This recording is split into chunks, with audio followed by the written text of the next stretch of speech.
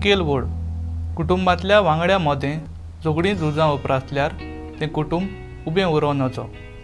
नियाळाक आदार आपलें स्वताचें घर आसप हें जण एकल्याचें सपन।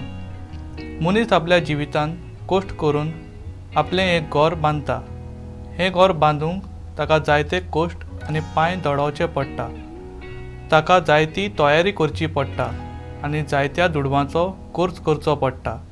हें घर बांदूंक ताका चिरे, शिमीट, कोस आदी असल्यो वस्तू लागतात। पूण व्हडलें घर काडलें म्हूण तें घर जायना, पूण त्या घरांत रावपी मनशां वरवीं तें एक घर आनी कुटुंब साकार जाता। कुटुंबान बरे भाशेन एकवटान रावल्यार तो कुटुंब एक खुशाल कुटुंब जावंक पावता। पूण फामिलींत वांगड्या मदें झगडीं जाल्यार आनी एकामेकाचेर कुसळेपण करीत तर कुटुंबीक जिवीत कोसळटा आनी खरी कुशलकाय बिगडटा।